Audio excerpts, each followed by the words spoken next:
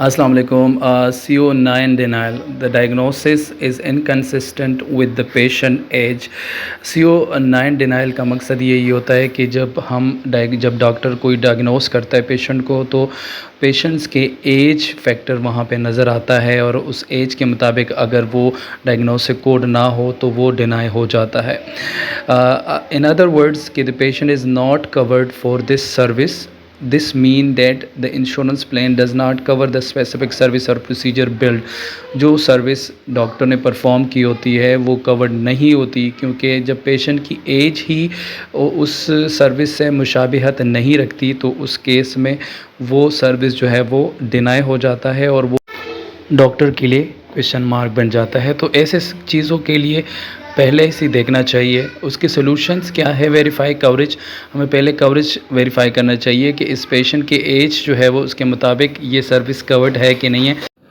Coverage की confirmation बहुत ज़रूरी होती है। किसी भी क्लेम्स को बिल करने से पहले पता होना चाहिए कि जो सर्विसेज डॉक्टर परफॉर्म कर रहा है, जो क्लेम्स हम बिल कर रहे हैं, क्या वो सर्विसेज कवर्ड है या नहीं है। अगर वो नहीं है तो उसके लिए फिर हमें क्या देखना चाहिए, हमें मेडिकल रिकॉर्ड देखना चाहिए, और मेडिकल रिकॉर्ड्स के मुताबिक हमें क्लेम बिल करना चाहिए। उसके अलावा हमें प्रायर ऑथराइजेशंस की भी ज़रूरत होती है। कुछ सर्विसेज ऐसे होते हैं जिनके प्रायर ऑथराइजेशन लिए बग़ैर क्लेम जो है वो प्रोसेस नहीं होते, प्रोसेस हो भी जाते हैं लेकिन डिनाई हो जाते हैं। तो ensure that pre authorisations or prior approval was obtain if required by the insurance plan, if not obtain it before resubmitting the claim. Prior authorisations जब इंश्योरेंस प्लान के मुताबिक चाहिए होता है, हम पहले कंफर्म करते हैं उन सर्टेन प्रोसीजर कोड्स के लिए कि वो डॉक्टर परफॉर्म करे, क्या वो उसके लिए ऑथराइजेशन चाहिए कि नहीं चाहिए, तो उसके लिए फिर हम ऑब्टेन करते हैं। करेक्ट कोडिंग ये तो बहुत ज़रूरी है कि जब आप बिल करते हैं तो वो सारी जो भी कोड है, प्रोसीजर कोड है, डायग्नोसिस कोड है, वो सही हो, मॉडिफायर सही हो, ठीक है, पॉइंटर सेटिंग उनकी सही हो। Verify that the correct codes were used. Incorrect or outdated codes can lead to denial. जो आउटडेटेड है, एक्सपायर्ड है, वो तो हम बिल करते ही नहीं है। अगर करते हैं तो वो इस सिस्टम हमें नहीं वो करने दे रहे हैं या वो डिनाई हो जाता है। Ensure that the procedure code और डायग्नोसिस कोड मैच एंड और एक्यूरेट, वो मैच होना चाहिए और एक्यूरेट होना चाहिए। एलिजिबिलिटी चेक करते हैं, confirm that the patient insurance was active and in good standing at the time of service.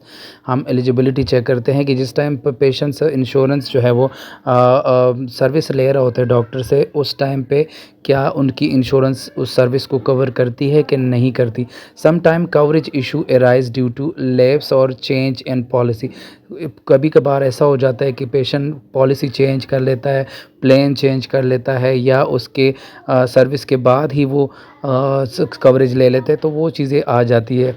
Submit an appeal if you believe the service should be covered. Submit an appeal to the insurance company. Provide necessary documentation and a detailed explanation as to why the claim should be covered। जब आपका claim non covered में deny होता है, उसके लिए आप appeal जो है वो फ़ाइल करते हो, और उसके लिए आप एक जेन्युइन रीज़न देते हो, उसके लिए प्रॉपर डॉक्यूमेंटेशन जो है वो उस सर्विस को कवर करने के लिए आप प्रोवाइड करते हो, ताकि क्लेम जो है वो कवर हो सके, पे हो सके। Review billing practices. Double check your billing practices and procedures to ensure that claims are submitted correctly the first time. This can help minimize denial। जब आप फर्स्ट टाइम क्लेम सबमिट करते हो, ये तो बहुत ज़रूरी है कि एक्यूरेट बिलिंग हो। डबल चेक करें, उनकी प्रोसीजर कोड सही लगाए हैं, डायग्नोसिस कोड सही लगाए हैं, जो डायग्नोसिस कोड एंटर कर रहे हैं क्या वो एक्टिव है, अप टू डेट है कि नहीं है। तो ये सारी चीज़ें बहुत ज़रूरी है। नाजरीन, थैंक यू सो मच। अल्लाह हाफिज़।